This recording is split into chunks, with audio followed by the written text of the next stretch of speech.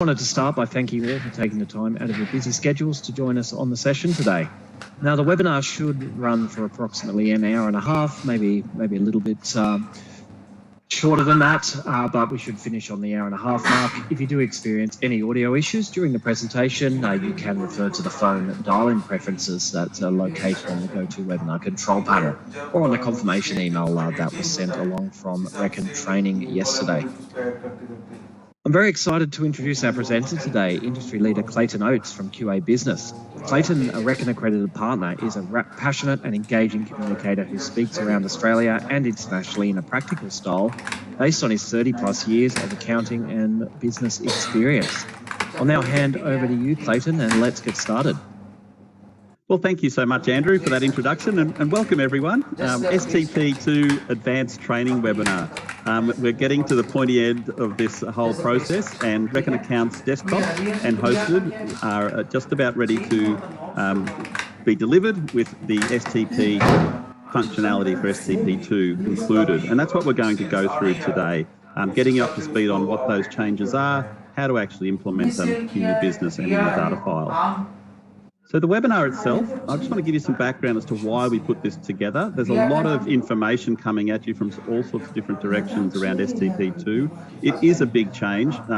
It's been a massive change actually to the way we're doing things in our payroll system.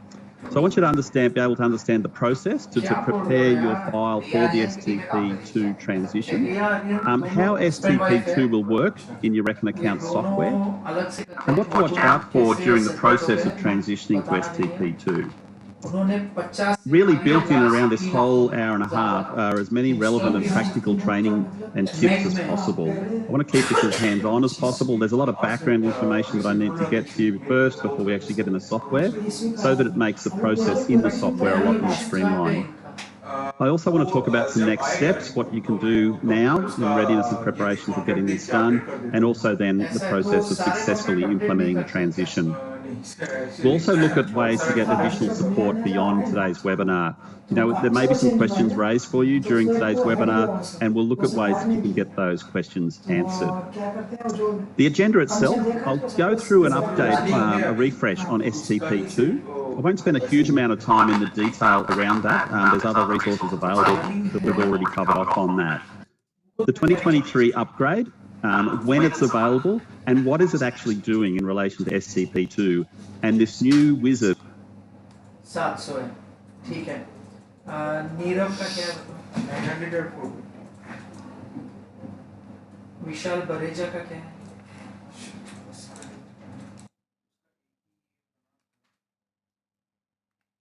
अभी उसको पे नहीं गया तो फिर कॉन्ट्रैक्ट उठाते हो क्या? फिर देखते अपडेट करोगे क्या विशाल और ठीक है अपडेट कर लेते हाँ अपडेट कर लेते सबका अपडेट करके कितनी देर में भेज सकते हो अच्छा देखो तुमको 20 मिनट हाँ रिया विशाल ये दो मेन है इनका अपडेट करो और भेजो और गौरव का क्या दिखाओ गौरव का उसका से 800 हाँ 800 हमारा का चेंज हुआ हाँ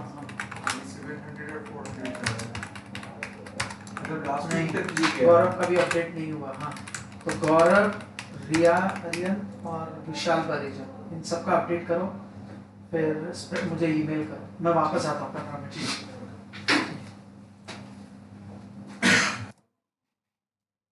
known as the migration assistant. What changes to your employee setup and what changes to your payroll item setups to make sure that you're ready for STP2 and your first submission to the ATO. How to actually review those changes. And also towards the end, I've got a whole series of frequently asked questions, really questions I've perhaps asked whilst actually building out this webinar over the last week or so, given that I've been able to view the migration assistant and actually use it on a data file. There's a disclaimer, there is for a lot of things these days, but really just to say that this session actually is general in nature and it's not taxation, HR, investment or financial advice. You know, if you've got specific questions and they may come up from today's webinar, we suggest getting back in touch with your tax agent, your BAS agent, your HR advisor, or the tax office or Fair Work directly to actually get an answer for the question that you have. Once you know how to what the item is and how it's to be recorded, then we can certainly help with actually getting that information entered into Reckon. And your Reckon accredited partners can help a lot there as well. They're experts in the software, they're consulting the software, and in many cases they're actually BAS agents themselves. The next piece I want to actually touch on here is a refresh of STP2. We ran a webinar a couple of months ago. There was a 63-page slide deck that we went through. There was a lot of information to help you get up to speed on what is STP2, what are the components of STP2. Really, that webinar was the theory with a brief peek into what Reckon's doing as far as changing the software. The software changes are here now, so we're going to go through that. But if you need to get up to speed on the background of STP2, I'd highly recommend that you actually, if you haven't already, grab a copy of that webinar, use the QR code there or the link up the top of the screen on the Eventbrite page there. That link will take you there. It's only available for a limited time, so we're not going to have it up there for that long, probably next month or so. So grab that. That will give you a lot of background information before you dive into the actual steps within the software. But I want to give you a little brief overview, I suppose, so that we're on the same page here. You know, the benefits of STP2 in the first place, this is the ATO speaking, but you know, it's a more targeted pre-fill of data, which is a practical approach. I mean, when your accountant goes to complete the tax return or you do it online, this information that's now going to flow through STP2 is going to give a lot more detailed breakout of what the income is that you're earning and the various components of that income. This information will allow the ATO to sort of tell employees if they've provided incorrect information to their employer, and therefore the pay-as-you-go withholding might not be calculated correctly, which could leave you in a situation where you've got a debt or an amount to pay back at the end of the financial year. It'll also allow and facilitate the flow of data between the ATO and other government agencies. So when you think about, you know, what we earn as employees, it does have an impact not only from a taxation point of view, but also other benefits. Might be family benefits, it could be qualifications for youth for study allowances or youth allowance and so forth. So Services Australia will start to get this information via the ATO from the STP2 submissions that we make as employers. Now, the idea there is that it would help eliminate the accumulation of overpayments and debts for taxpayers to repay, which is a good thing. People don't want to get into that situation where they've incorrectly claimed inadvertently throughout the year and then have to make a large repayment at the end of the year. So some of the key changes to the actual report itself that gets sent through STP2, our income types, an income type is now to be assigned to payees. Now, when I say payees, just think of that pretty much as employees. It's anyone you're paying through the payroll system. So it could be voluntary payments to suppliers and so forth if you're already doing that. But I'm going to use that word interchangeably a little bit, but I'll probably just say employees instead of payees. That's the terminology Tax Office uses, the payee terminology. So an income type needs to be assigned to an individual employee. So we'll look at what they are. Employment and taxation conditions need to be also recorded and actually reported to the ATO through what's known as a set of tax treatment codes. And essentially it's the software based on answers that you give it as far as questions or fields that it requires will compile a tax treatment code that gets sent to the ATO when an STP submission is being made. So we don't actually have to really know the exact syntax of that tax treatment code, but suffice to say, certain selections will build out that tax treatment code for the ATO to check that the taxpayer is being taxed correctly. Disaggregation of gross is a whole new terminology. We'll touch on that shortly. It's where the information you're sending through as far as the gross wages is being disaggregated or broken out into its components in a lot more detail. Country codes will also be applicable depending on the nature of the income type that's associated with the employee, and we'll look at that in detail a little later. Child support is optional, and the reporting of garnishes and deductions. So that does exist in STP2, but it's optional. So some software vendors will include it and some won't at this stage. The reason for cessation of employment, so when someone leaves employment, that's being recorded now, why and when they finished and why they finished, which will help with the flow of, effectively that's a separation certificate, so you won't need to issue that anymore. So what's actually not changing? It's important to know that the way we calculate leave is not changing. A lot of people got confused because we've got this breakout of leave in detail now, and we'll talk about that. But so the way you calculate your leave is not changing. Deductions are not changing. So unions and professional association fees and workplace giving, those items still exist, and that hasn't been enhanced, the deduction list. How you actually make your STP submission to the ATO and correct any and make any amendments to previous submissions, that's not changing either. So that's no change to that in STP2. When you actually make your STP submissions, that hasn't changed. It needs to be made to the ATO on or before the payment date to your employee, with some exceptions, unless you've got an exemption in place, and there's few and far between those ones these days, or a deferral in place, or you have closely held employees. And in the case of closely held employees, they may have a concession as to when you can report that STP information, only if you've got under 20 total employees. And we'll talk a little bit more about closely held employees a little later on, because that'll be relevant to a lot of small businesses. End of year finalisation. So you still need to submit the end of year finalisation. So that's a separate submission that has to happen at the end of the year, outside of or beyond your last pay, before the 14th of July. That needs to be sent to the ATO before the 14th of July each year. How super contributions are calculated and reported isn't changing, except salary sacrifice super, and we'll go into some more detail around that in the session. So let's first have a look at this notion of income types that are assigned to employees. There's actually 10 income types that the ATO has published and wants us to assign to employees depending on their actual circumstances and on the income they're earning. So Reckon has included 5 of these by default in the actual upgrade that's happening on the week starting the 12th of June. The first one is salaries and wages, SAW. Now, this will cover off most of the employees that you have in your payroll system. It's the most common type. It was formerly known as individual non-business. And, many of you, it may be the only type of income type that you'll need to assign to all of your employees. The second, probably most common, will be closely held payees. So CHP is the code, and Reckon will have that or has that built in. This applies when a payee is directly related to the employer, such as a family member, maybe a director, maybe a beneficiary of a trust that they're receiving a payment from. It still is an employee. If you're using this concession and it's available to the closely held payees, you must report these payments under this income type.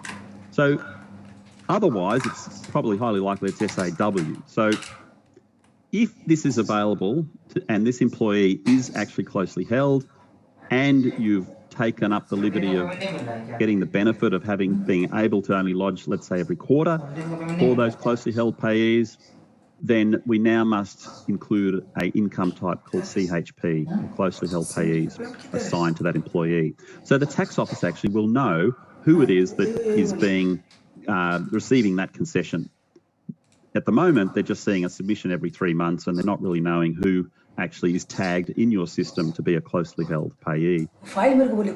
Working holiday maker, WHM, this applies to temporary visitors to Australia on a working holiday visa, subclasses are listed there, or a working holiday visa.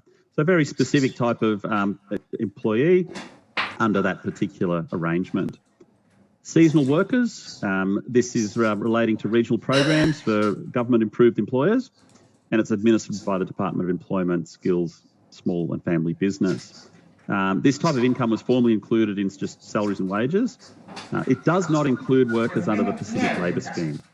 So if you've got employees under that labour scheme, they would need to be reported as SAW.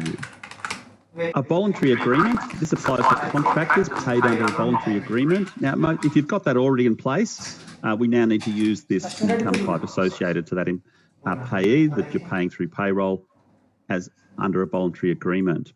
If you're paying your creditors or your suppliers through creditors through paying bills, and it's not a voluntary agreement, then nothing changes there. The other 5 that aren't included in Reckon at this stage, and these are quite rare, but I'll list them out anyway, is inbound assignees to Australia. So some multinational players exchange or transfer payees between entities in different tax jurisdictions. The ATO wants to know who those people are.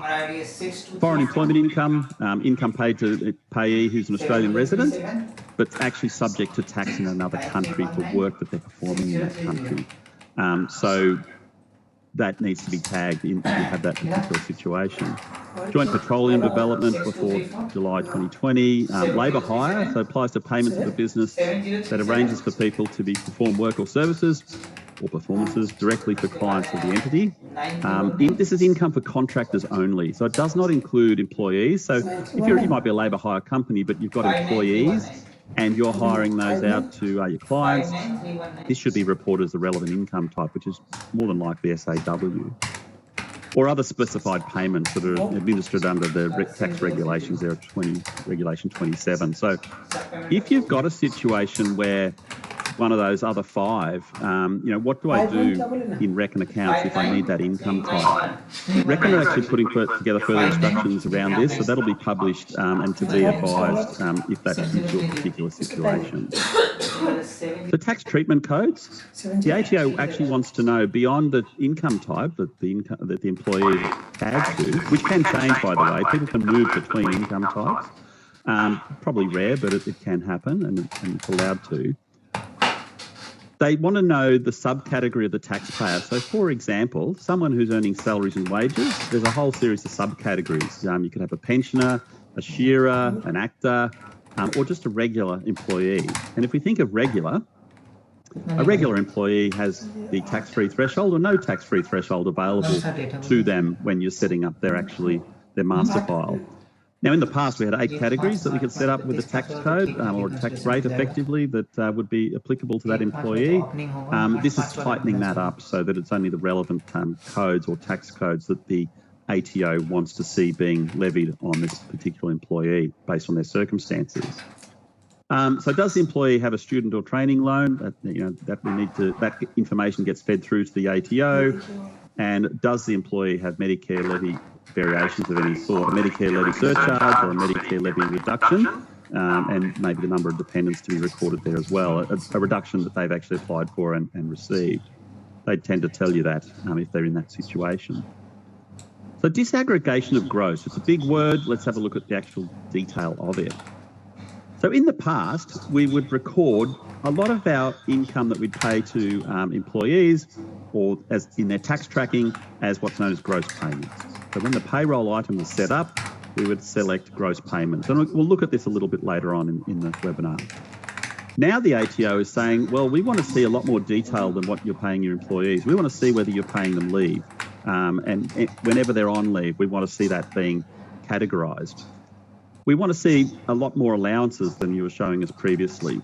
We want to see overtime being shown separately to gross wages. And we also want to see bonuses and commissions showed separately as well as directors' fees. A lump sum W, a return to work inducement payment, quite rare, but they want to see that separately. And we also, this time, we want to see salary sacrifice components shown. In the past, you just report the adjusted gross, and the salary sacrifice would reduce off the gross, and you'd be taxed on the adjusted gross, and you'd report the reduced or adjusted gross to the ATO. Now the ATO wants us to see that gross amount. We'll look at that in more detail. So the ATO is going to get a lot more breakout of the information here.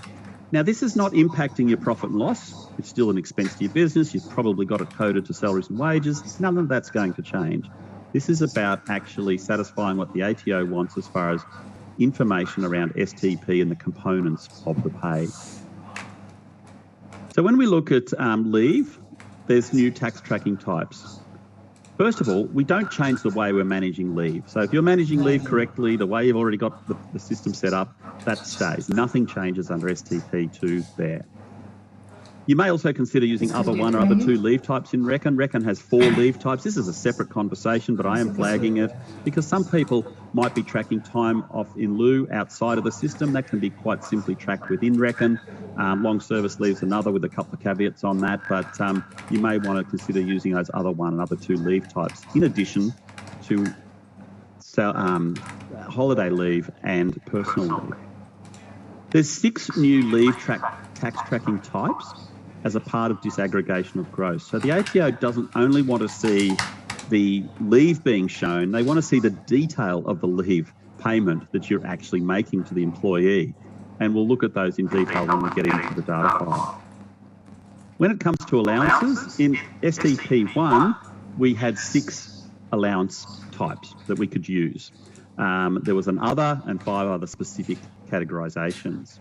Now we've got 9 categorisations, and some of those first 6 have been moved around a little bit, but essentially we've introduced these other 3: tools, tasks, qualifications and certification. Just on allowances, some of you may have need for what's known as an all-purpose allowance or have that requirement in your business. I will still spend a couple of minutes on this because it has been a point of a lot of confusion. So essentially, some awards include allowances that are added to and effectively included in an employee's hourly rate and are paid for what's known as all purposes.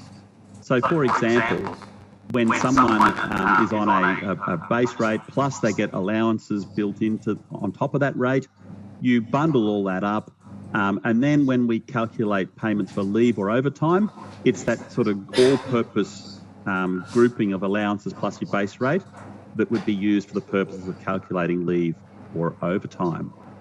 So in STP Phase 2, the Tax Office now wants us to separately report these all-purpose allowances against the relevant allowance type. So this brings in a challenge. So some employers may have historically set up their payroll using a single rate, which is the effective all-purpose rate. So if someone is actually being paid, you've got their normal hourly rate and the all-purpose allowances. These were all bundled in to give a new updated hourly rate, including those allowances. These allowances now need to be disaggregated and split out.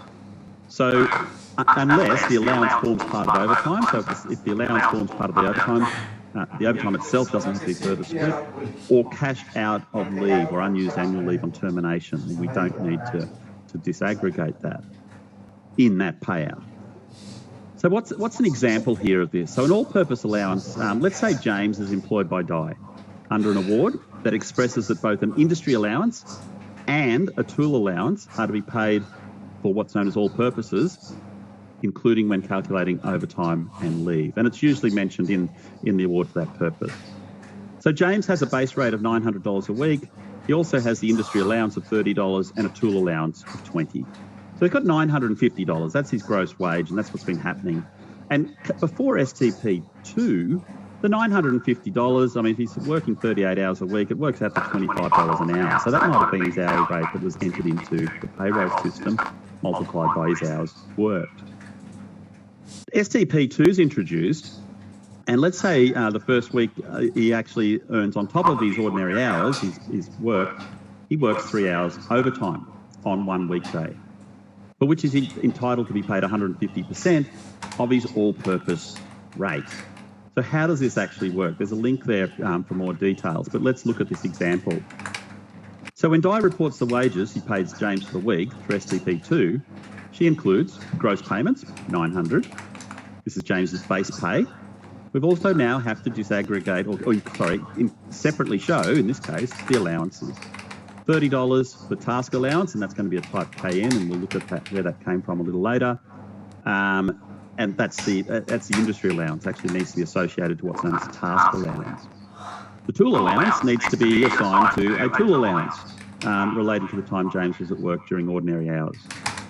Now the overtime, so if we bundle all that up, we've got the same number, 950, but we've got 3 payroll items that we've got to put on the pay slip and in the pay. So $950, it still is $25 an hour that he's earning, but overtime is based off those 3 rates. So overtime of $75, 3 hours, so $25, multiplied by the 150% gives us $112.50. Because the all-purpose is overtime, she doesn't need to separate the components which are part of the calculated overtime payment. So that is overtime, that overtime amount. So in Reckon, how do we handle this? So normally in Reckon, overtime is calculated as a multiplier of a base rate. So if you've got overtime set up and you're using the overtime items, the overtime item setup, normally it'll be a multiplier of your base rate. Your base rate just normally is your hourly rate. So when you enter that rate into a pay, it multiplies your base rate by the overtime, let's say 1.5 times. However, now the base rate has to be disaggregated. And there's no way of the overtime item automatically calculating accurately off the base rate in this situation, because there's now 3 components. There's a base rate, disaggregated, and there's also 2 allowances. So at this stage, we would recommend, as a workaround, a wage or salary payroll item, not an overtime type, would need to be created for employees that are in relation to all-purpose allowance overtime. And the rate would need to be manually tagged or entered to the employee's record, and then you enter the corresponding hours when that item is actually used.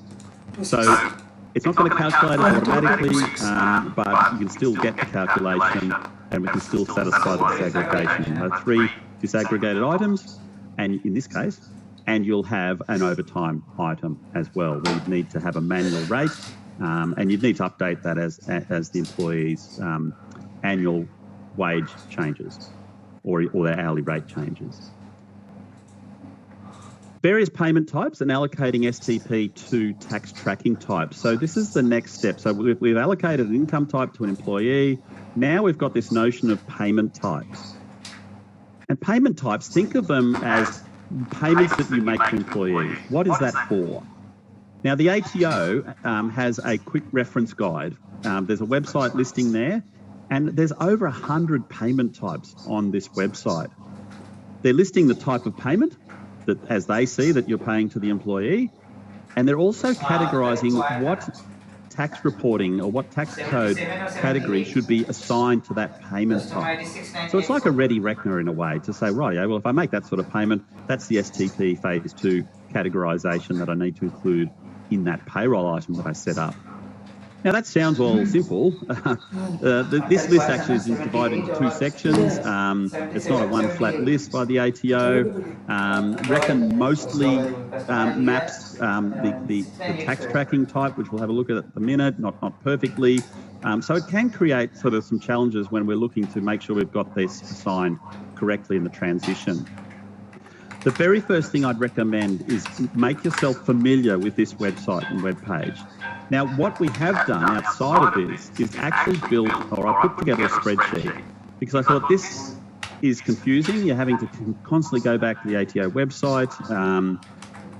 We need to assign Reckon's tax item or tax code list before we update it in our system. How can I make this a little simpler?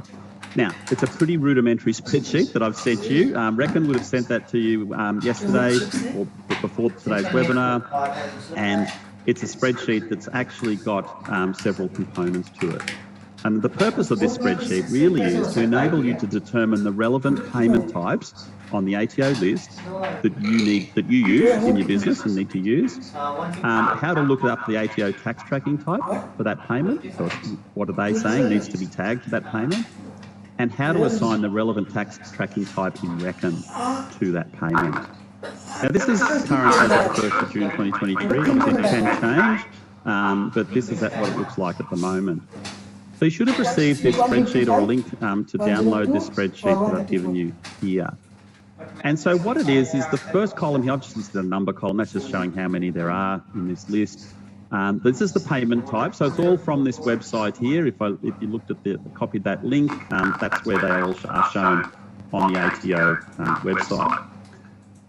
I'd also recommend reading this in conjunction with this second page here, which actually breaks out a lot of the detail around this. There's a lot of information in here. You don't need to know necessarily and understand every one of these 100 payment types, but you do need to understand which payment types relate to your business and what you need to be using when paying employees.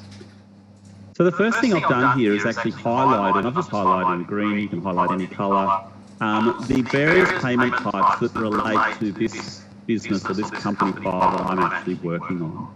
And you might be an accountant or bookkeeper, and you could save one of these spreadsheets for each and every client who's actually doing this. The first column is the ATO type, the payment, what the payment type is from their perspective, and what the tax tracking should be for STP2. The third column over here, column D, actually is the Reckon Accounts tax tracking type. So what is the relevant Reckon Accounts or the equivalent Reckon Accounts tax tracking type to be in line with the ATO one for Single Touch Payroll Phase 2? Now, it'd be ideal if Reckon had the list that was perfectly aligned. It's pretty close. It's not 100% there, but it's very, very close, and I'll take you through it. The bottom of the spreadsheet on the second tab here, I've actually listed the 46 tax tracking types in Reckon, and they're pretty much a listing of what's on the ATO list here. So the first thing we're looking at, like I've got, for example, the very first item here, we've got an allowance, accommodation, it's domestic, and it doesn't exceed the ATO reasonable amount. So the ATO is saying, look, if you're paying an employee an amount for that, then it's not reported. And then if we look at the Reckon list here, I've got in the list of 46 items, we've got one up the top there that says none. So where it says not reported, you would actually use none. Now I'll go back later and we'll go through a sample file and actually have a look at how we assign that, how we check that. But get familiar with that. That's going to be sort of the linchpin, the base camp for you to actually get ready to upgrade and assign all the correct tax tracking types. And you could start doing that now, start getting ready in your spreadsheet there. You might have other ways of doing it, that's fine. I just thought the spreadsheet was hopefully did a little bit of heavy lifting for you. Setting up not reported items. So not reported isn't not paid. There are various amounts that we pay through payroll that are just not reported to the ATO. And they're quite specific. Again, if we have a payment for accommodation domestic that doesn't exceed the ATO reasonable amount limit, and there's a ruling each year that gives you those limits. If we're paying a meal allowance, the domestic meal allowance does not exceed the ATO reasonable limit, it's not reportable. If paying via payroll, then the tax tracking type is manually set to none in the payroll item. And we'll have a look at that later as well.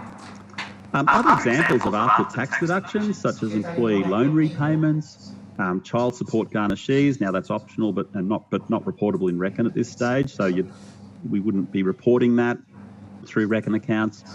Also, after-tax additions, such as employee reimbursement. So if you're reimbursing an employee, then that would be selected none as the tax tracking type as well. Salary sacrifice. So if you've got salary sacrifice arrangements or can have salary sacrifice arrangements in your business, then this is changing. You must now separately report the salary sacrificed amounts in STP2. So in the past, we would report the actual adjusted gross wage or salary.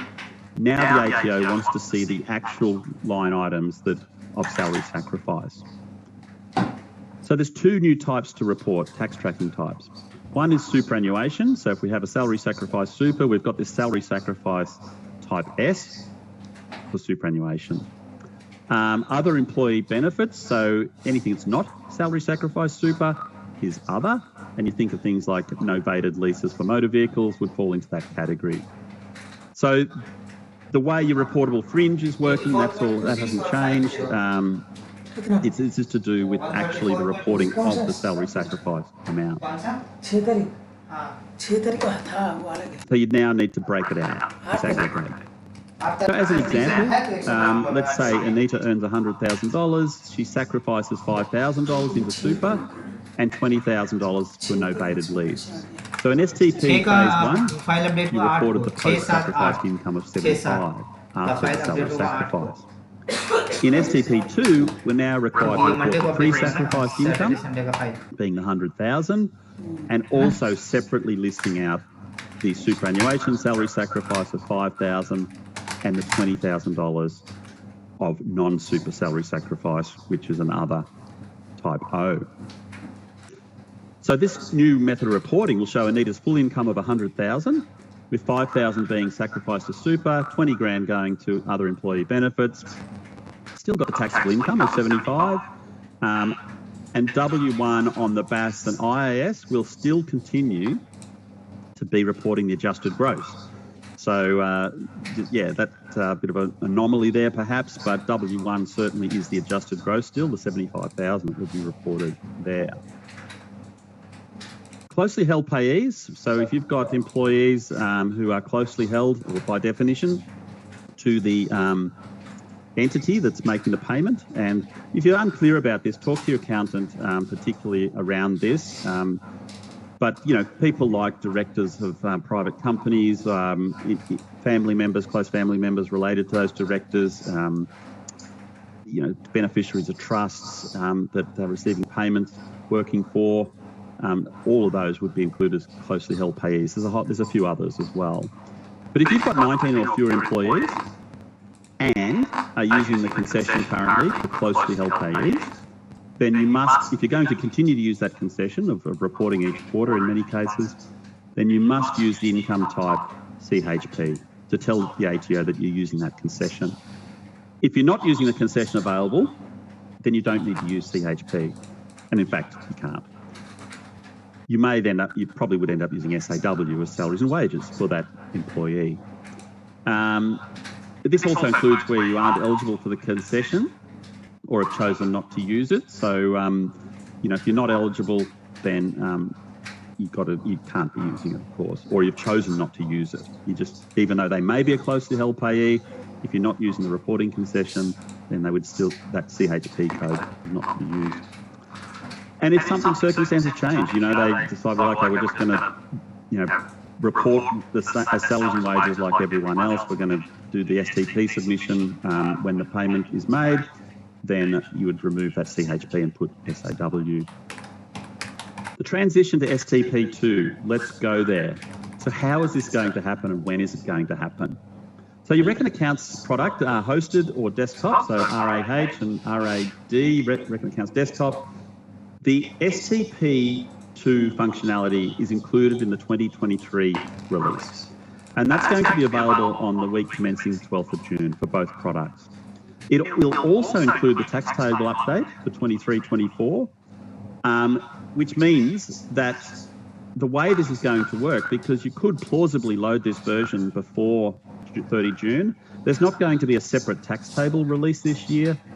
For payments that you make to employees with a payment date before the 1st of July, then the 2022-23 tax table is going to apply, and the system's going to do that.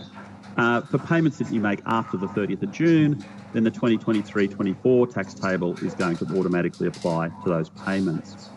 The one thing to be mindful of is that the SG rate, superannuation guarantee rate, is changing to 11%. And Reckon by default in the upgrade will enable that if you say yes to this question that pops up on the screen here.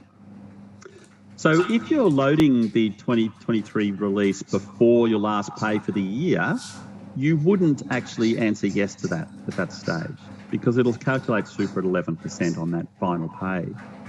So only accept that change for super after the last pay has been done for 2022-23 and before the first pay in July is being made.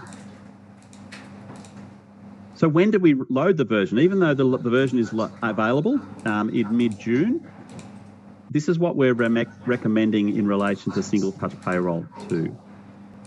We recommend loading the 2023 version after you've completed your last pay for the 2022-23 year and after completing the end-of-year finalisation for 2023, but before processing your first pay in July.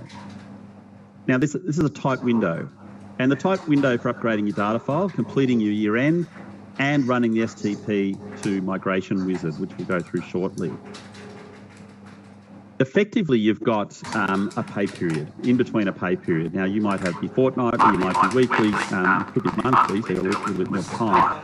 But you've got to get this right in this order. So as soon as you load the 23 version, you are actually in STP2, whether you're ready or not. So the next submission that you make via GovConnect the ATO will be seeing that in the STP2 format. Now, if you're not ready, you'll be sending data through that's incompatible with the STP2 format. So you've really got a maximum of 1 pay period to get this sorted, whenever you do it, really. So Reckon does have a deferral in place until the 30th of September for those that actually need it. I wouldn't recommend taking advantage of that unless you actually have got circumstances that super do require you to do it, because you're really just, deferring what you need to do. And also you're creating the potential of a hybrid year where you're doing it partway through a year, which isn't ideal. The tax office experience some anomalies when they receive data through a data file with a hybrid year involved. Reckon accounts hosted 2022 will actually be available till the 2nd of October 23. So that's not 22, I've got the wrong date on there. But so Reckon accounts hosted is going to stay available. The 2022 version is going to stay there until after that deferral ends. GovConnect is going to continue to accept submissions from both the 2022 and 2023 software versions until the ATO stops accepting them. So that date's to be advised.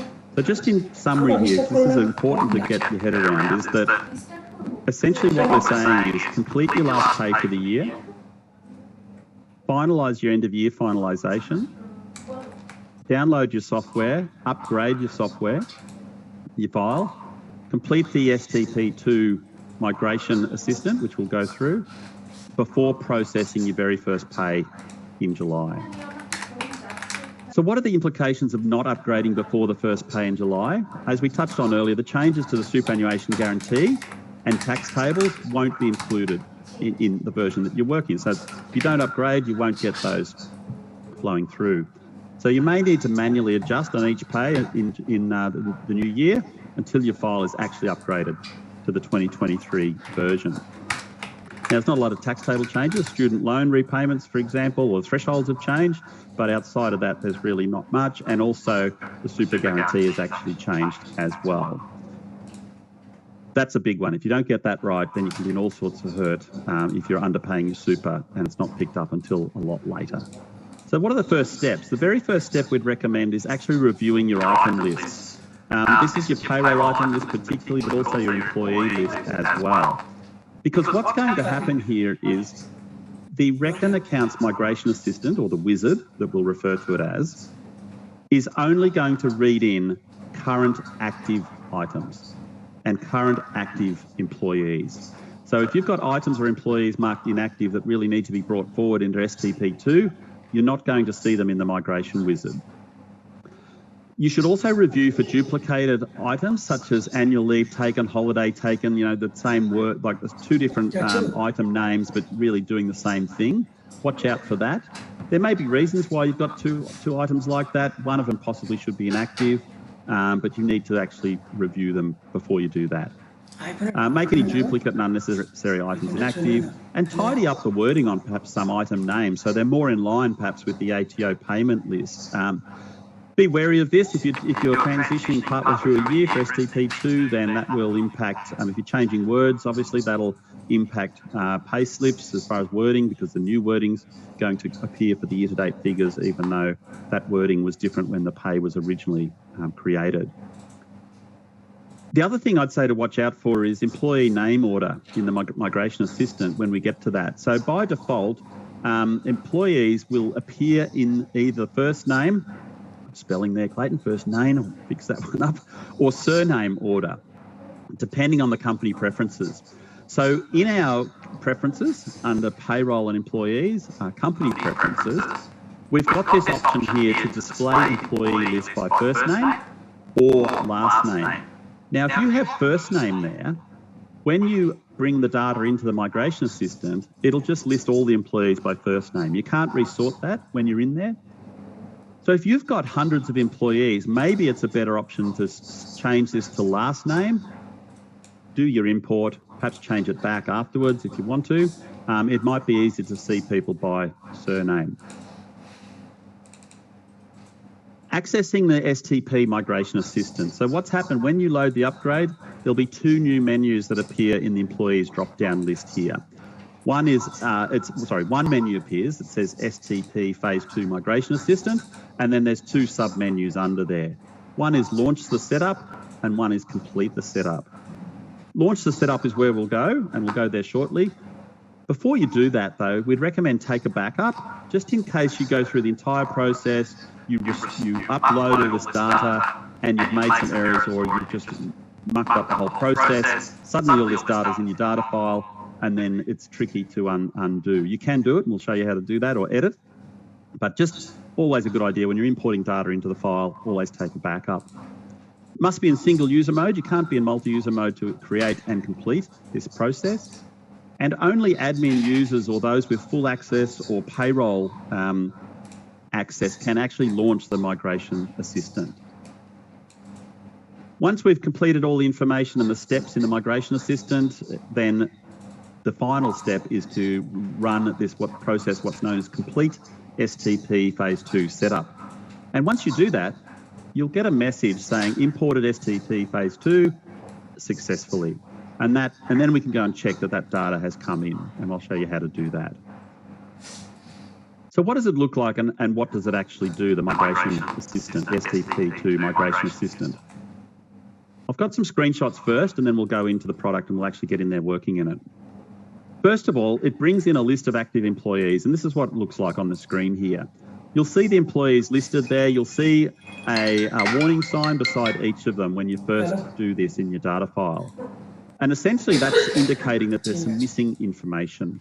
And the warning sign's actually there because every employee by default now, under STP2, will actually need an income type assigned. Maybe more information than that, but certainly an income type needs to be actually assigned. The thing to remember here is this list is not dynamic. So it's actually, so if you make an employee active or inactive after doing this import, it won't automatically update in here.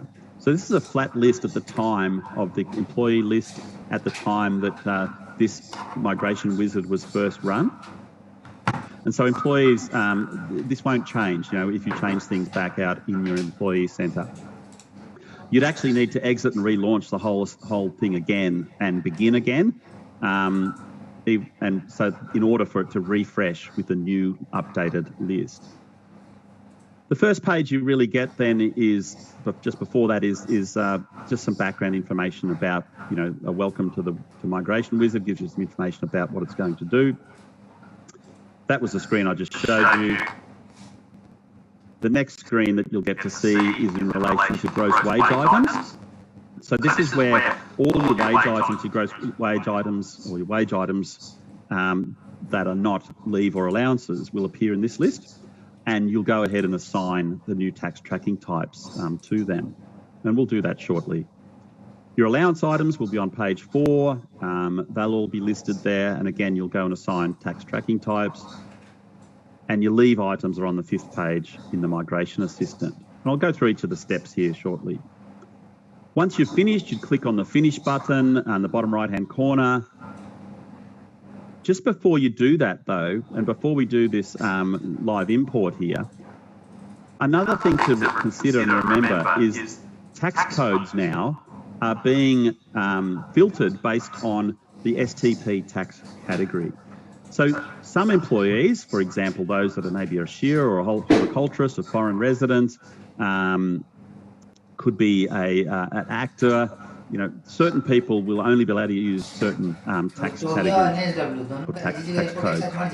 And so if we don't get that right before we do the import, then you're sort of going to get stalled in the actual process of assigning these tax codes when you're actually in the Migration Wizard.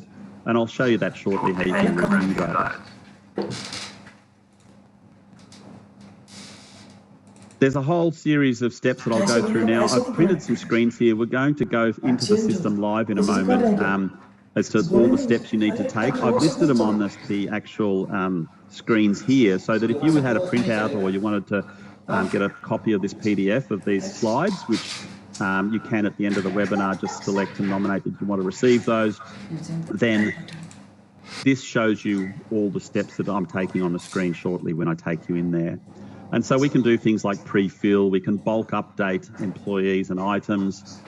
We can also leave the wizard and resume it. So you can leave it where we found it and come back and resume it if you don't want to do all of this in one sitting. And so by exiting, when you come back in, the selections that you previously made will be sitting there under your current selections. So what does it actually then update in your Reckon data file? There's a whole heap of information that's being updated. It feeds through to the employee master file, so the income type is getting tagged there, whether you've got Medicare levy surcharges or reductions, working holiday makers, what their home country is. You'll still need to update the tax percentage here to be manually entered. It's not going to do that. And the tax tracking types get updated as well. I'll take you there after we complete the wizard in a moment. So let's actually go there. Let's go into the wizard and start actually building this out. So when I go into Reckon Accounts, I'm in the 2023 version. I'm simply going to the Employees menu and selecting STP Phase 2 Migration Assistant. In fact, before I do that, I still want to review my payroll item list. We've got a whole host of inactive there. Just tick that button in the bottom right-hand corner that says Include Inactive. And you can see what's active and inactive. So you might want to select on some to make them inactive, or you could tick them or cross on them to make them active again. In the Employee Centre, I would recommend on this screen, right mouse clicking, customising your columns, and turning on in this available columns list here, your income type, maybe your tax scale and your tax percentage.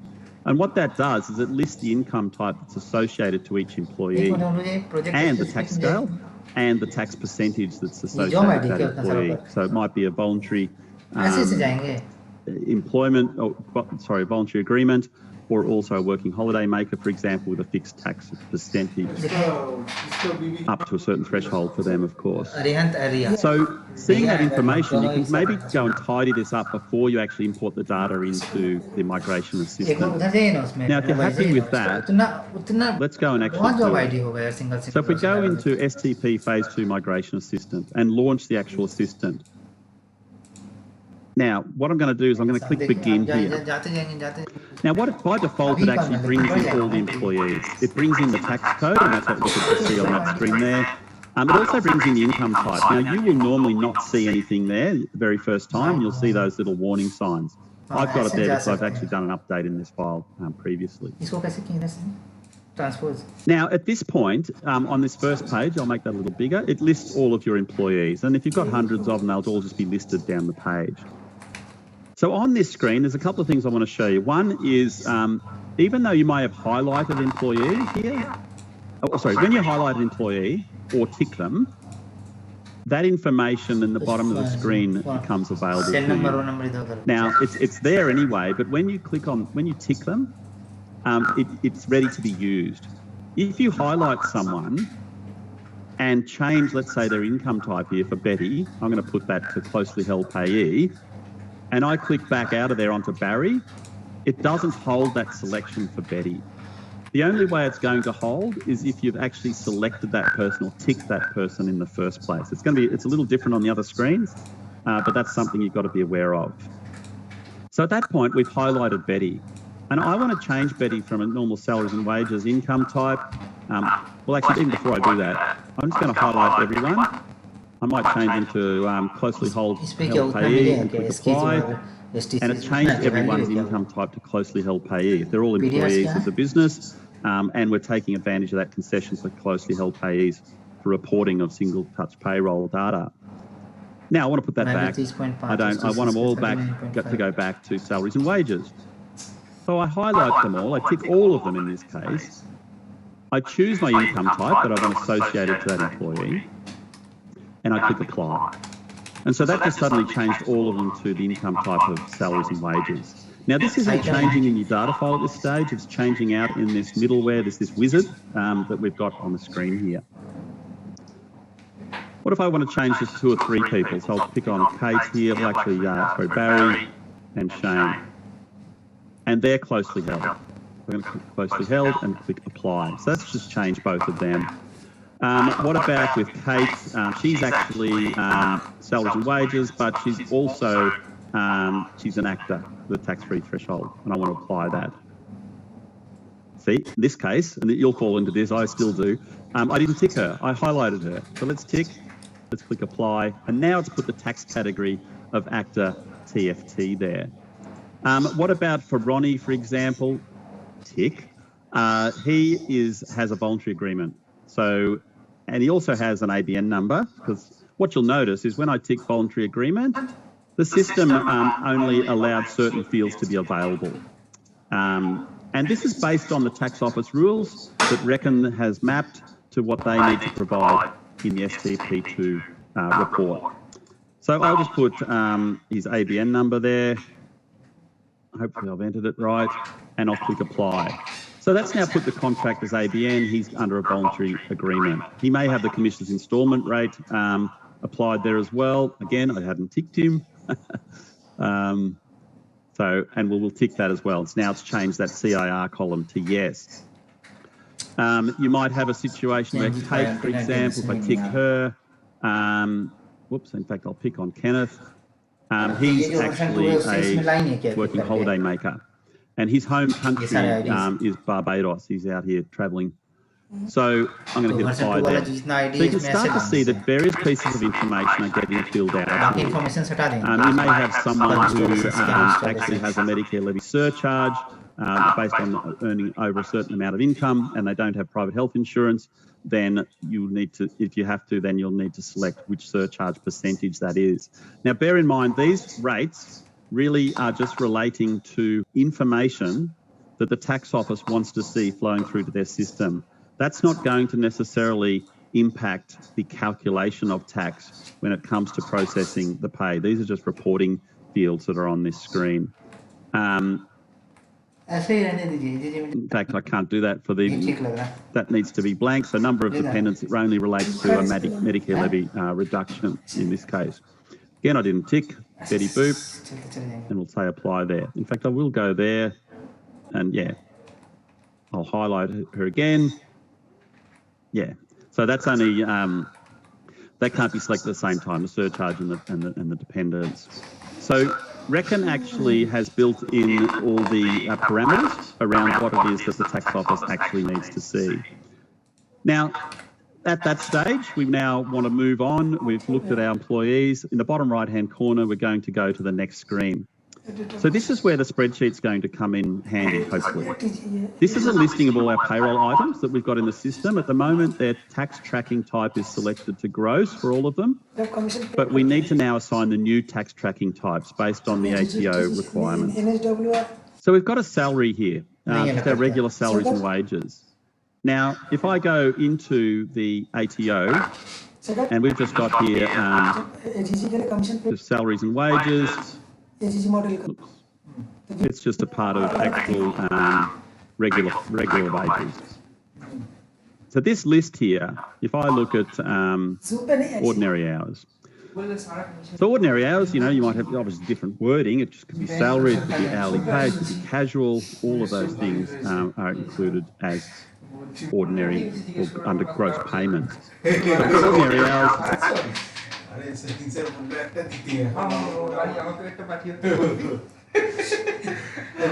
Eight of the lead one of the 2.4 3.6 আমার হয়ে যাচ্ছে 2.6 আরে বলছিলাম এজিজি মডেলে Victoria data বসে আছে তো Victoria Shivani log আর LLC হচ্ছে আইজি আইজি লগইন না বলছি এনএসডব্লিউ এন্ড এলএলসি তো আছে এলএলসি তো আছে প্রথম থেকে তো ইকোভেন্ট আছে লগইন হ্যাঁ প্রথম থেকেই হ্যাঁ আইজি আর ডেটা বস ওখানে আছে বাস শিবানী यादव না শিবানী শুধু Shivani Tax office says show the tax category here as gross, and in Reckon's category of categorization.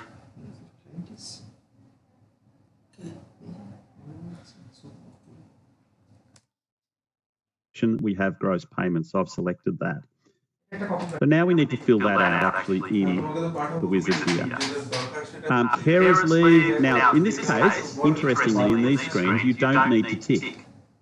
The tick only applies if you want to actually apply multiple I'll untick that. If I wanted to apply the same tax tracking type to multiple items, I could select all of these. I could go over to the right-hand side and say, show that as other leave, or just show that as overtime. It's not going to be right, but I'm going to say apply, and it's going to automatically assign overtime to all of those items.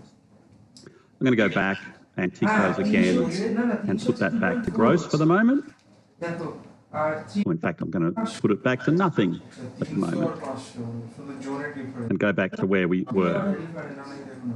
So carers leave. So let's have a look and see if that's in the ATO listing here, or what item is it that the ATO has it referenced as, even though we haven't got exactly the same wording. So if we look at leave here, and we've got carers leave, and the tax office says if you've got that, categorise it as other paid leave type O. And in this recommendation, we've got that as a choice. So go back to the assistant. In here, I'm choosing other leave O. Community service leave, is that's in here. I don't need to tick these again. I can just highlight them, or you can tick them. It doesn't really matter. Community service leave. Again, this is ancillary leave, just defined as paid leave type A. Paid leave type A. Double time. So if I'm getting double time, that's an overtime. So if we look at, I'll tag that as overtime. Your regular hourly pay, that's just part of gross. Overtime, this is the all-purposes rate that we set up separately. I've talked about that earlier. That's overtime at that point because we were breaking out the allowances separately for the all-purposes piece. A public holiday, so if I take a public holiday and we've got down here public holiday work, or not work, sorry. Public holiday not work, so it's just tagged as what it would have been if they would have worked. So in this case, it's going to be gross payments. RDO taken, so rostered days off. If we're taking it, that's leave, other leave type now. This is where it gets interesting. So normally in the past, it was just like a gross payment.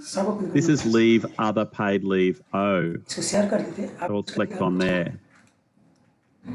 Study leave, if I go and look back here, I've got some leave study. This is other paid leave O. But the tax office is starting to see when you're not actually working regular hours, what is it that you're actually getting paid for? Time and a half, we've got that as overtime. Workers' comp, hourly, this is if you're getting the workers' comp payment, you're not actually working, but you're on workers' comp, no work is performed. This is leave, workers' comp, W. Leave workers' comp W. Oh, sorry, the not working. If you're not working, it's leave workers' comp W's. Got the wrong one there. If you are working, and we've got workers' comp and work is performed, then that would be gross. So just mapping each of these. Commissions is a new one that's been included. If I look at commissions here, commissions and bonuses need to be shown separately now. Directors' fees, working, non-working directors, as directors' fees, it's not salaries and wages. If they're earning salaries and wages, it would be the gross or whatever the components are of that payment. Flexi time is an interesting one. It's different to RDO. Flexi time, hours worked and taken, is a part of gross as far as the ATO is concerned. And we'll go to gross. Time off in lieu, if you have that, when people take it, and they're, it's leave, other paid leave O. If they're cashing it out, then it's overtime. So just watch out for that. But hours taken isn't a cash out normally, unless they're just taking out a bulk cash out of a balance. Leave, other paid O. So leave, other paid leave O, and bonuses back is bonuses there is part of bonuses for commissions. So we've gone through and tagged each of those. I'm going to hit next there. Now we're on to the allowances area. So similar exercise. We're just going through this list, and I'm flicking around a bit, I know, but we want to be able to see the item that it relates to. So we've got an after hours call allowance. Again, I don't have to tick it. I can just highlight it. What it actually is this. So is it on the list here? ATO, and we've got a call allowance, after hours. Let's just see, on call, outside ordinary hours, that would be classed as overtime. So I'll select overtime there. If they're on call, let's see if that's separately shown there. On call, outside ordinary hours, after hours, that's overtime. They get an allowance, it's a cents per kilometre, and it's based on the ATO rate. So if we head up to the top of our allowances here, we've got a cents per kilometre for the ATO rate for business-related travel. That goes to an allowance called cents per kilometre. Now, the tax office has got cents per kilometre CD. Reckon, unfortunately, doesn't have that bracket. It'd be handy if it did. It means we perfectly map it there, but that's what the allowance is, allowance cents per kilometre. So we'll go and tag that. A first aid allowance, we've got first aid down here. That's actually tagged under task allowances. Again, it had KN there, but Reckon's got allowances dash tasks as a allowance type in their list. We're going to choose allowances tasks there. A higher duties of some sort, we've got that. That's again allowances tasks. Click through these. Allowances, an industry allowance, and this could be for the all-purpose as well. That's allowances tasks as well. The ATO is tagged that as that. If we've got an overtime meals rate, that is greater than the ATO rate. So we've got allowances, overtime meals that exceeds the reasonable amount for the ATO. That's an allowance overtime meal allowance, the whole allowance is. Allowance overtime meal allowance. A tool allowance, we've got allowances tools in there.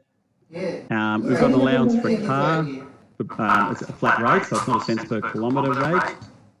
And if we've got allowances car, the ATO sort of says with a description of V1 private vehicle, you might want to try and incorporate that into your item if you can. There's only so many words that you can use, but allowances other private vehicle.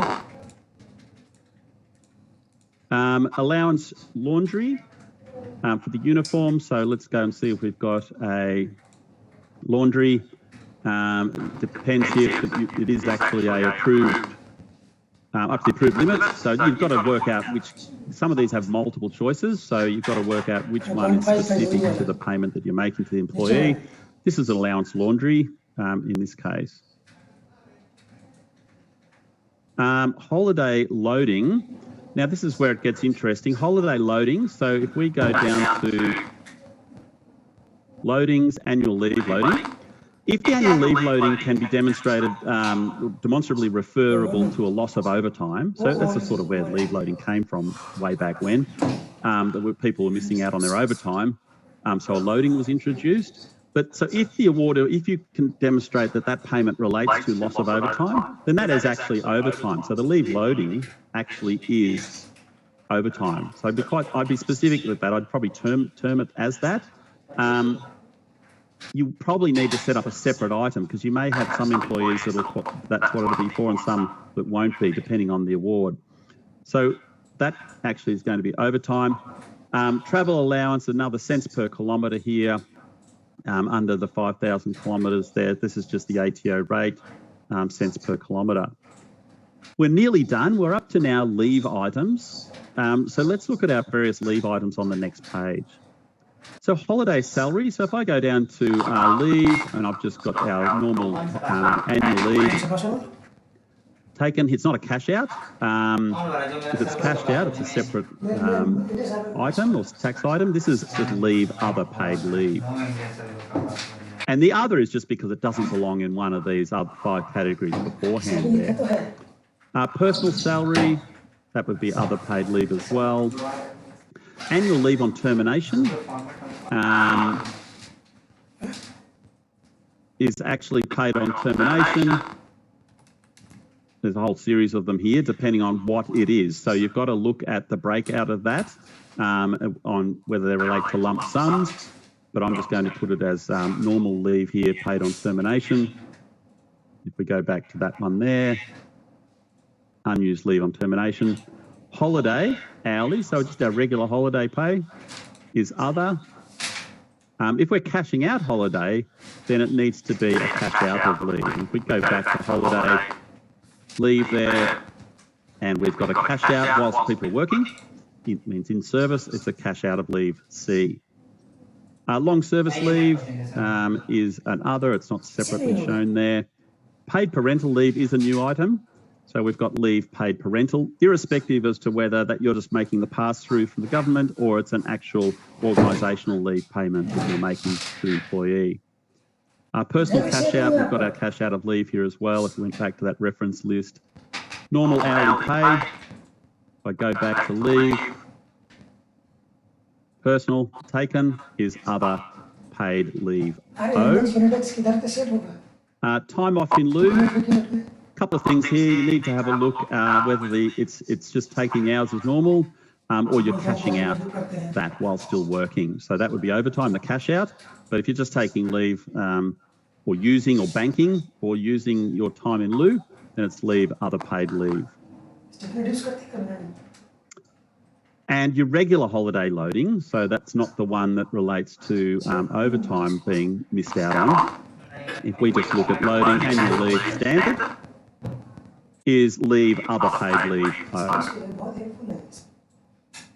So we've gone through and we've built out all of these lists. We've edited our employees and we've completed all the new tax tracking types for those items. Now, at the point here is what you could do, if you want to go and check some things or you've had a big day and you're about to say, oh, I've had enough for today, I want to finish this, I don't want to actually import it yet, I just want to actually exit out of here. The system, if you click exit in the bottom left-hand corner, it says you've elected to exit the migration assistant. Do you want to save any updates made to this page? And I would say yes, unless you want to completely start again or not import any of those changes. So by doing that, you haven't lost the migration assistant. You've sort of captured it as it stood at the time. You can then come back in tomorrow or later on, launch this migration phase 2 setup again. Don't click complete just yet. Launch it. And when you launch, it'll say it appears, you can see in yellow here, it appears that you have data saved from a previous session. What would you like to do? Well, I'd like to resume it. Now, when I resume, what you'll notice is things have disappeared out of the new tax tracking column. What's actually happened is that what the selections you've made have been moved over to the current tax tracking type. It's just a nuance of the IIF file that the reckon are using to actually bring this data in. But rest assured, if that's what you've selected, that'll show up in there when you hit click resume. The employee data will still be sitting there waiting to be imported. If you're happy with all that, you could make a change if you wanted to, or you could move right through to the last page here. Now, the last page, you've got a choice to say, well, okay, I want to exit out completely, save it for later. I want to go back and review, or I actually want to finish. So when you click finish, this isn't importing the data into your file. This is just finishing the setup process or the tagging process. The very last step you need to go through is under employees, STP phase 2 migration assistant, and complete the setup. And you'll notice actually on this screen that I've got in the background here, if you look at the income type column, when I do this, you'll see some of that change. And you'll get this message saying the changes have been imported successfully. So that's updated various pieces of information there that we edited for those employees. So if I go back into, let's say, I might pick on Betty, payroll and compensation info. She's been tagged as salaries and wages. If I go into the taxes area, there's a Medicare surcharge of 1% that's been introduced.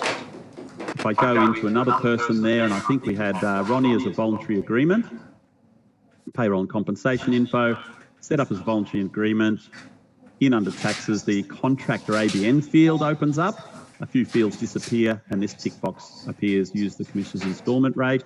If the rate still needs to be entered, by the way, in your tax percentage. Otherwise, it's not going to calculate on the pay-as-you-go. You've probably already got that set up for that employee or that contractor that you're paying through a voluntary agreement. A couple of other things. If we went back to, I think it was Ken, we've got a working holiday maker, and therefore his home country will appear in there as well. And under taxes, you know, you may want to have the 20% rate in there.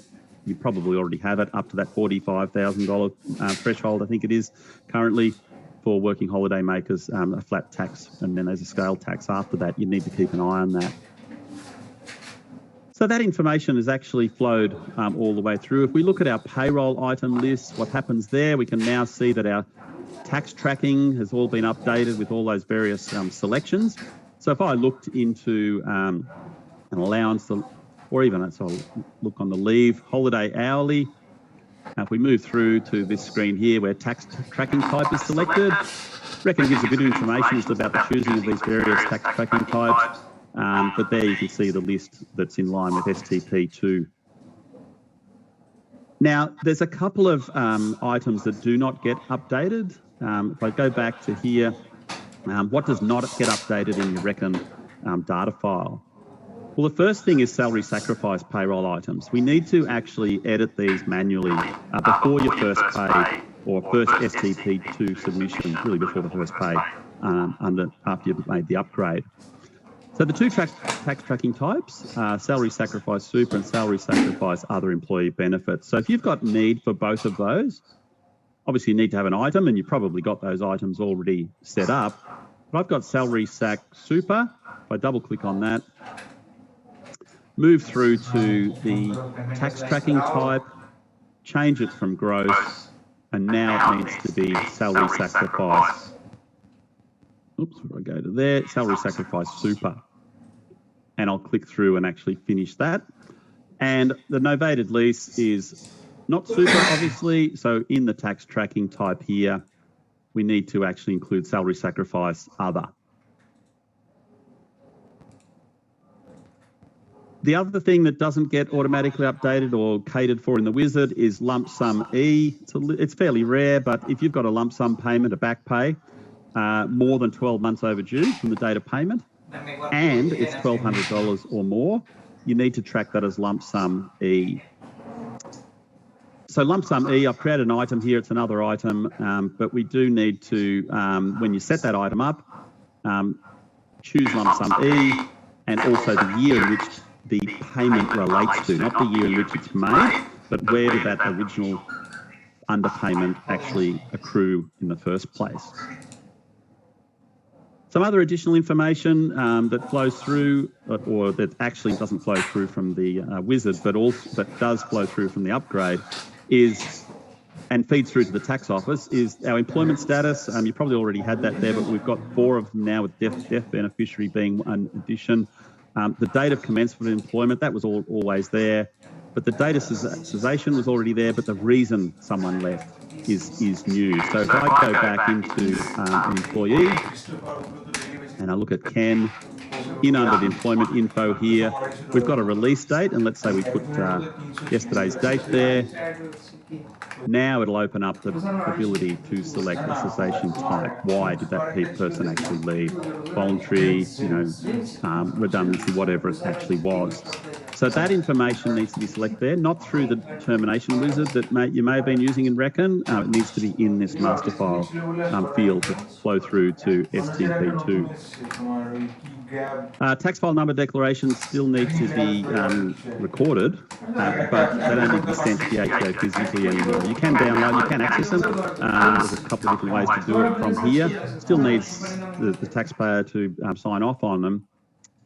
But in the actual employee master file now, if we went into employment info, and the payroll and compensation info and taxes, we've got that TFN date. That's been in there, but that's now going to feed through to the ATO as well. And that's where these two show up there. The last thing to sort of check is the actual reviewing of the imported data as much as possible to see what flowed into your system. One way we can see some of it through the customizing of your employment centre, employee centre fields here worth doing, and that way you can see if you've got any gaps there. If someone was inactive and they didn't flow through, they wouldn't have had an updated income type. And is all the data as you'd expect it to be. Have I got a tax rate percentage for those that need to have it as a fixed tax percentage? The other area, obviously, is in your payroll item list, and we've shown the tax tracking there as well. But there's a couple of reports that you could look at as well. If I look into here, another report, perhaps two reports to look at, is the payroll item listing. And this item listing, you may want to also turn on additional columns for gross and tax, whether it affects tax, and also the tax tracking. So that's just accessed under reports, employees, and we've got the payroll item listing.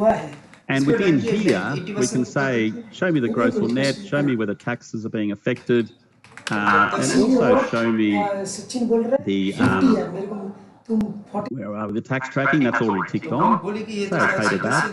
And you start to get to see whether tax is ticked for these items. You'd expect to see that for gross. You'd also expect to see it for your salary sacrifice as well. So if I make that a little bit wider there, you've got novated lease there, you've got gross and tax is ticked. Don't let this gross be confused with the actual tax tracking of gross. Tax tracking is the item that relates to that ATO listing, or the listing that Reckon has as the tax tracking codes or categories you can use in the system. You may want to memorise that report, or organise it. You might want to move columns around, drag and drop them, and so forth. Whatever you want to do there. Make columns wider or shorter, remove them.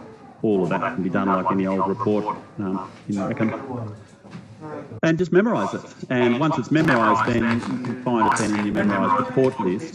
You might want to organise it under a group of STP reports, so you can come down to the bottom here, just create a new group, and call STP 2 reports, and then position those reports in and under those items.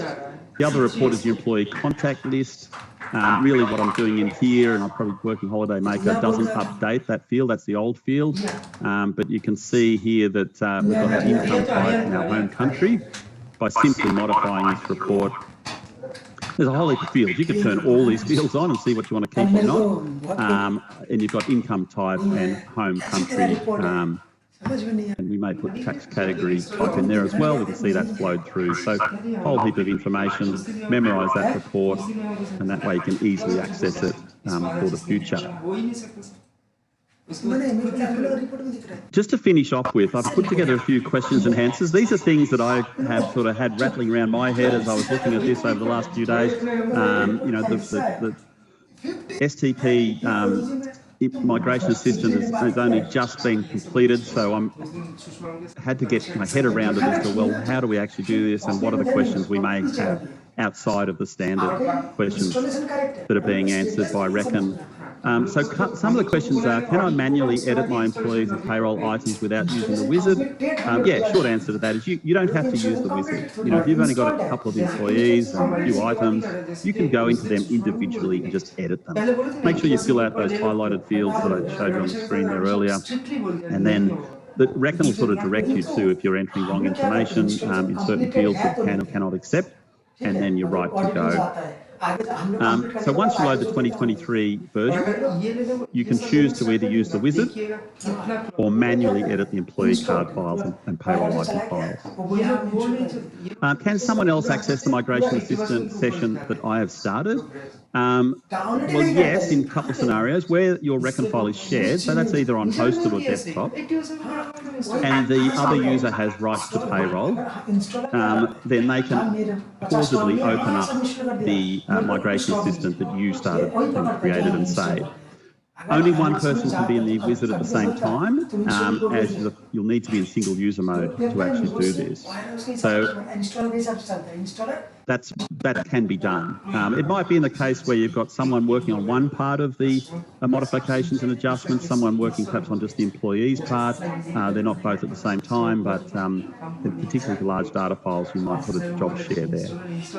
If I accidentally select Finish in the Migration Assistant, can I resume the session and edit before importing the changes into my Reckon file? So if you're up here in Employees, Migration Assistant, you've launched it, we've gone through it all the way to the end, whoops, and I click Finish. It's pretty quick, wasn't it? I did click Finish. Finish doesn't actually import the data. It just closes the file down, ready for you to either open it again or create a new one or complete it. So it's complete. It's this complete function that actually brings the data into, there was no changes in that case, but brings the data and updates your Reckon account data file. So that can be done as many times as you like. You can finish, reopen, resume, finish, reopen, resume over and over and over again before completing. Can I create a new STP Migration Assistant after the pay event has been submitted in the 2023 version?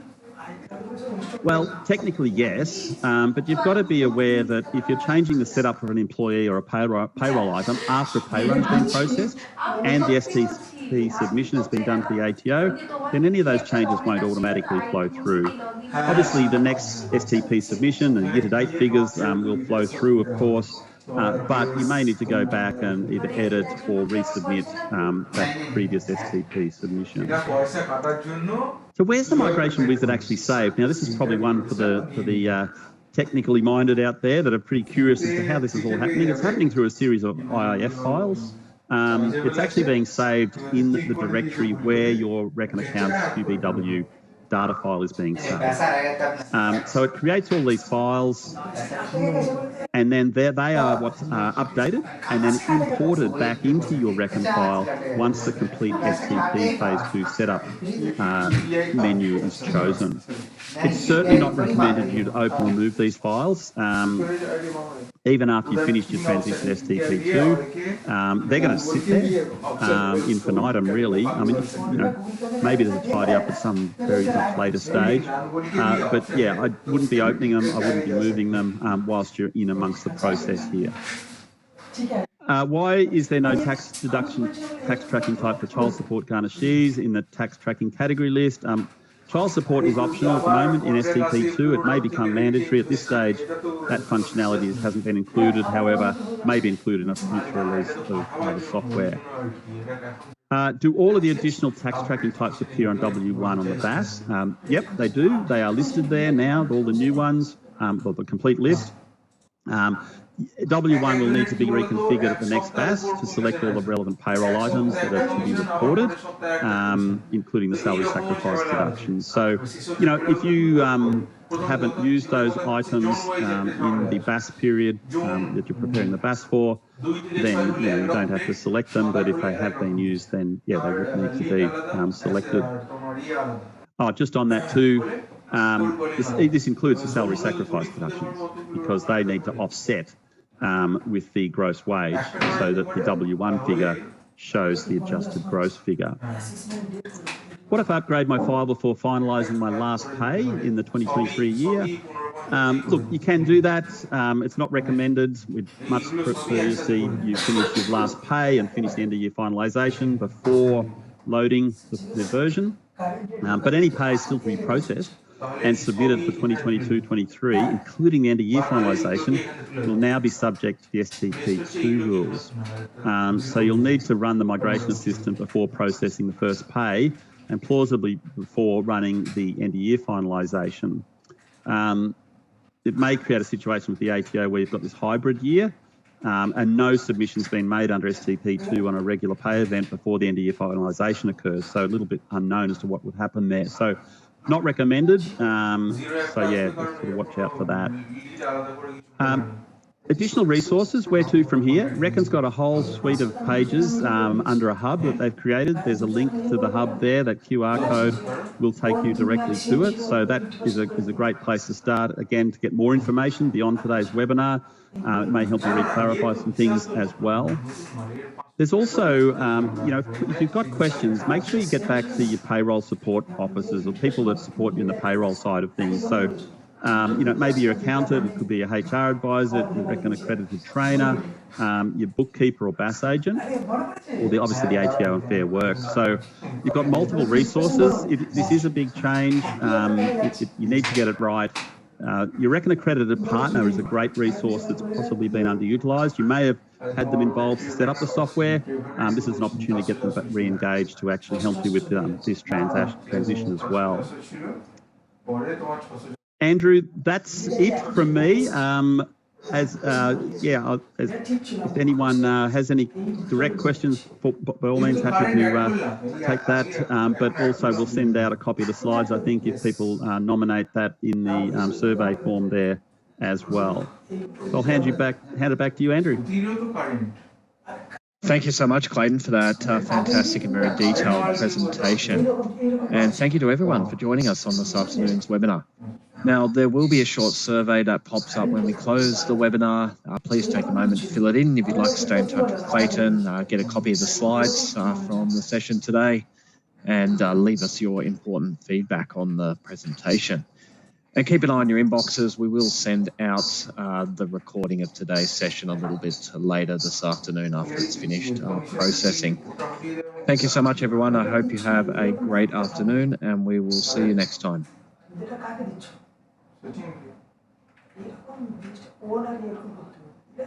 ছোট